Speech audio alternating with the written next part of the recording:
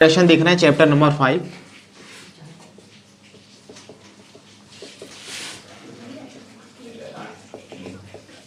Heading लगा लीजिए arithmetic progression. Short form में एपी कहेंगे इसको, ठीक है। एपी इसका शॉर्ट फॉर्म है, एपी मतलब अर्थमेटिक प्रोग्रेशन, एपी। अब मैं एपी वर्ड ही यूज करूंगा पूरे चैप्टर में, ठीक है। बार बार कौन बोलता रहेगा अर्थमेटिक प्रोग्रेशन अर्थमेटिक, एपी बोलेंगे। कोई सीरीज एपी में है कि नहीं है आपको कैसे पता चलेगा? जैसे मान लीजिए आपको इसमें हमेशा एक सीरीज दी होगी, क्या दी होगी? सीरीज जैसे लिखा है 2 4 6 8 10 12 डैश डैश, ये चलता रहेगा आगे तक, ठीक है भाई, ये आगे तक चलता रहेगा।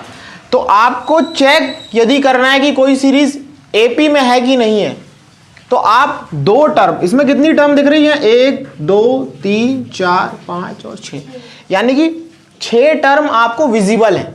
6 टर्म विजिबल मतलब 6 टर्म आपको दिख रही हैं।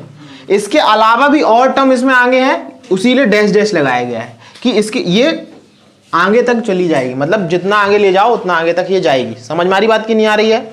डैश डैश का मतलब है कि ये सीरीज अभी और आगे तक आप बढ़ा सकते हैं, ठीक है। लेकिन अभी आपको कितनी टर्म दिख रही है? 1 2 3 4 5 6, यानी कि 6 टर्म आपको अभी दिख रही हैं। तो आपको किन्हीं भी दो टर्म के बीच का गैप चेक करना है। क्या चेक करना है? गैप। तो इन दोनों टर्म के बीच का गैप कितना? गैप समझते हैं, इन दोनों के बीच में डिफरेंस कितने का है? तो इन दोनों के बीच में 2 और 4 के बीच में 2 का डिफरेंस है भाई। 2 में 2 जोड़ दोगे तो 4 आ जाएगा, यानी कि 2 ही का गैप है।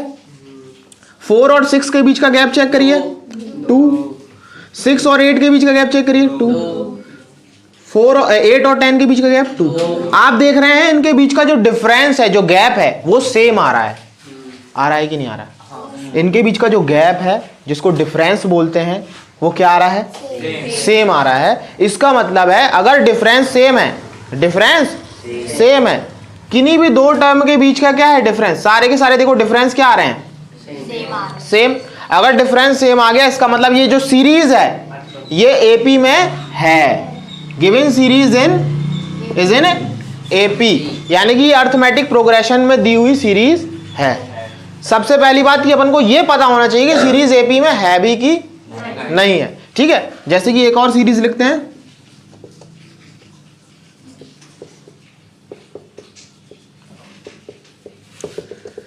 इस सीरीज को बताना है कि एपी में है कि नहीं है। तो आप गैप चेक करिए, 3 और 6 के बीच का गैप 3, 6 और 9 के बीच का डिफरेंस 3, 9 और 15 के बीच का डिफरेंस 3। अरे 12 लिखना पड़ेगा, 12 15, बताइए 3 है, और 12 और 15, फिर 12 और 15 के बीच का गैप 3। तो यहाँ पे गैप कितना है भाई? 3। सब में गैप सेम है। अगर डिफरेंस सेम है तो ये सीरीज जो है ये आपकी एपी में है, ठीक है ना। तो एपी का मतलब ही है अर्थमेटिक प्रोग्रेशन। प्रोग्रेशन का मतलब है कि सीरीज बढ़ती जाएगी और गैप क्या रहेगा? सेम रहेगा, ठीक है भाई। देखो ये नंबर धीरे धीरे क्या होता जा रहा है? बड़े होते जा रहे हैं, तो प्रोग्रेस हो रहा है। और दूसरी बात, गैप क्या है इसके बीच का? सेम है। तो कोई सीरीज, गिवन सीरीज एपी में है कि नहीं है, ये आप कैसे बताएंगे? दो टर्म के बीच का अगर गैप क्या आ रहे हैं? सेम आ रहे हैं, इसका मतलब गिवन सीरीज किसमें है भाई? आपकी अर्थमेटिक प्रोग्रेशन में। ये बात आप नोट करिए, फिर धीरे धीरे और लेके चलते हैं आप। देखिए ध्यान समझिए,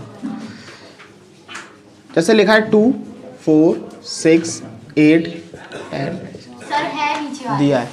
तो आप एक बात बताइए, 3-4 टर्मिनोलॉजीज इसमें यूज करेंगे। जैसे कि एक यूज करेंगे फर्स्ट टर्म। फर्स्ट टर्म को डिनोट किससे करते हैं? तो ए से डिनोट करते हैं। किससे डिनोट करते हैं भाई?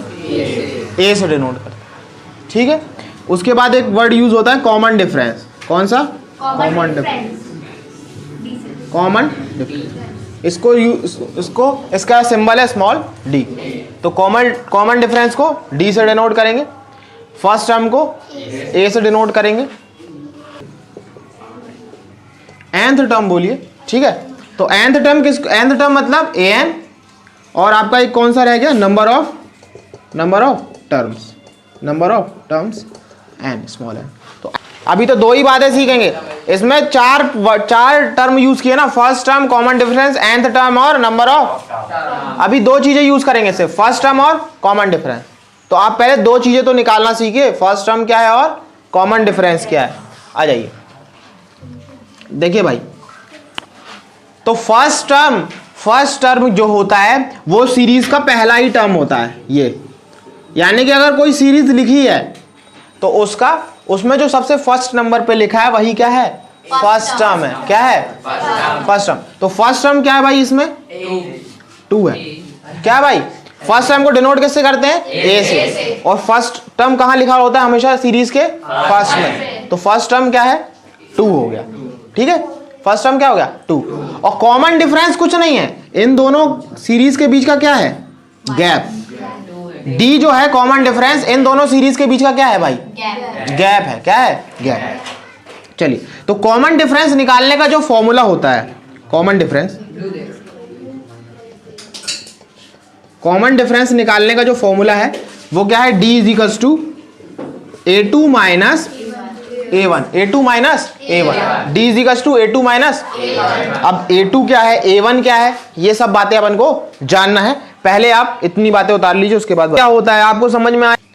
ठीक है, तो कॉमन डिफरेंस का फॉर्मूला होता है A2 माइनस A1। तो A2 A1 समझते हैं, जैसे क्या होता है देखिए, जैसे अब अपन को फाइंड क्या करना है भाई, कॉमन डिफरेंस। देखिए कॉमन डिफरेंस फाइंड करना है, कॉमन डिफरेंस ध्यान से समझिएगा, कॉमन डिफरेंस कैसे निकालते हैं। आपको जो फर्स्ट में लिखा है, ये सीरीज दी हुई है, जो फर्स्ट में लिखा हुआ है इसको आप ए से डिनोट करते हैं, इसको क्या बोलते हैं, फर्स्ट टर्म बोलते हैं, ए से डिनोट करते हैं। इसी को A1 से भी डिनोट किया जाता है, यही A1 है और यही A है, A1 और A। अपन अपनी जरूरत के हिसाब से कभी इसको A1 बोल देते हैं, कभी A बोल देते हैं, वो आप सीख जाएंगे कब आपको A1 बोलना है और कब आपको A बोलना है। अब अगर ये A1 है तो ये क्या होगा, A2। सेकेंड टर्म A2, ये कौन सी टर्म है, थर्ड। कौन सी टर्म है, थर्ड, तो इसको बोलेंगे A3। ये कौन सी टर्म है, फोर्थ, तो इसको बोलेंगे A4। ये कौन सी टर्म है, 5। तो सिंपल सी बात है बच्चों वाली, ये A1 है, ये A2 है, ये A3 है, ये A4 है, ये A5 है। सही बात है, कोई भी बता देगा इसको, भाई बोलो यार, A1 A2 A3 A4 A5 बता दोगे। ठीक है, तो अब आपको पता चल गया A1 क्या है, A2 क्या है, A3 क्या है। तो कॉमन डिफरेंस का फॉर्मूला क्या होता है, कॉमन डिफरेंस का फॉर्मूला, कॉमन डिफरेंस भाई अभी मैं बता रहा हूं, जब तक मैं ना बताऊं आप, मैं पढ़ा रहा हूं, मेरे को बताने दो। D is equals to A2 minus A1। ठीक है, A2 की वैल्यू क्या है, A2 की वैल्यू क्या है, माइनस A1 की वैल्यू क्या है, 2। अरे A1 की वैल्यू क्या है, 2। तो 4 माइनस 2 2, तो कॉमन डिफरेंस क्या आ गया, 2। कॉमन डिफरेंस क्या आ गया, 2। ठीक है, लेकिन कॉमन डिफरेंस का कोई फॉर्मूला होता ही नहीं है।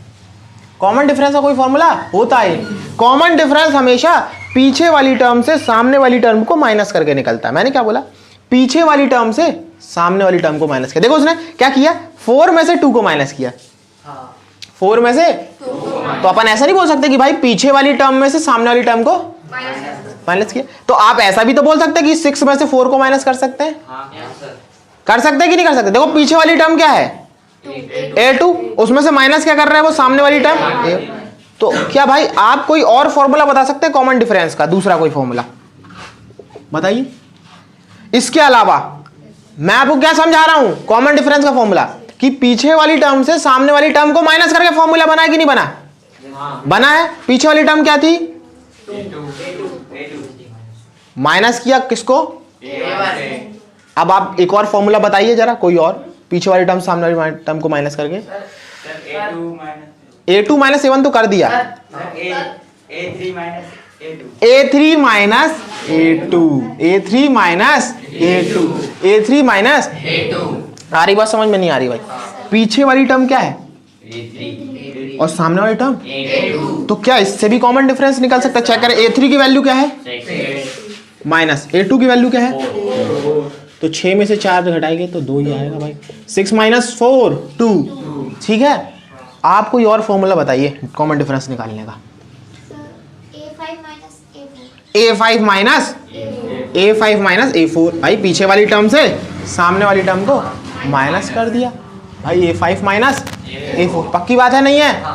A5 की वैल्यू 10 माइनस A4 की वैल्यू 8, घटाएंगे कितना निकलेगा 2। 10 में से 10 में से 8 जाएगा तो 2। तो कॉमन डिफरेंस यहाँ भी क्या आ रहा है, भाई आप बताओ कोई formula. A4 minus A4 minus A4 की वैल्यू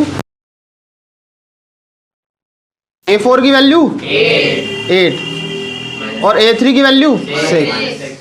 तो 8 में से 6 माइनस किया तो 2। तो आप देख रहे हैं कॉमन डिफरेंस का फॉर्मूला आप तो खुद बना सकते हैं भाई, नहीं बना सकते यार? बना सकते हैं। तो कॉमन डिफरेंस का कोई फॉर्मूला होता ही नहीं। कॉमन डिफरेंस हमेशा कैसे निकलता है? पीछे वाली टर्म से। क्या ये सारे के सारे जितने भी फॉर्मूले लगाए सब में डी की वैल्यू सेम आ रही है? इसका मतलब है कि ये गिवन सीरीज, अगर डी की वैल्यू सेम आ रही है सब में, तो इसका मतलब है कि गिवन सीरीज एपी में है। तो आपसे अगर पूछा जाए कि इस सीरीज में फर्स्ट टर्म क्या है, फर्स्ट टर्म क्या है, फर्स्ट टर्म ए, तो फर्स्ट टर्म तो ए, तो जो फर्स्ट में लिखा रहता है वही फर्स्ट टर्म होती है। फर्स्ट टर्म क्या होती है भाई? जो फर्स्ट में लिखा है 2, और कॉमन डिफरेंस, कॉमन डिफरेंस को सी डी लिख रहा हूं। कॉमन डिफरेंस क्या है बताइए आपका? 2।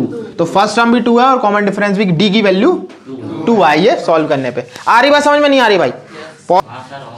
देखिए ये फ्रैक्शन वैल्यूज हैं दोनों, तो इनको सॉल्व करने के लिए क्या लेना पड़ेगा? इसका एलसीएम लेना पड़ेगा। तो पहले आप इसको घटाना सीख लीजिए, क्योंकि सीरीज के बीच में आपको इसका यूज होगा।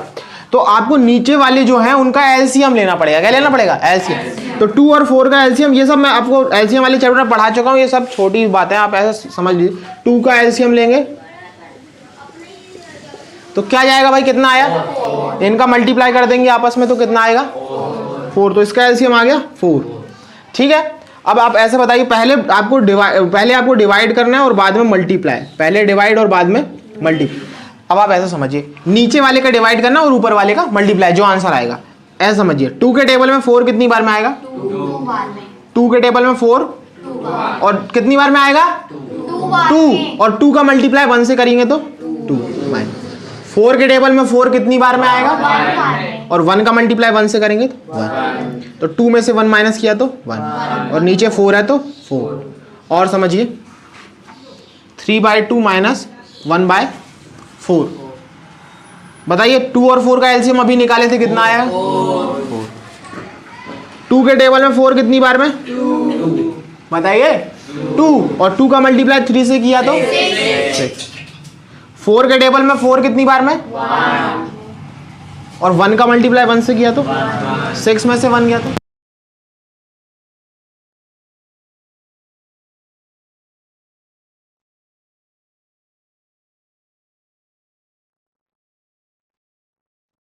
सिक्स में से 1 माइनस किया तो 5, और नीचे क्या है?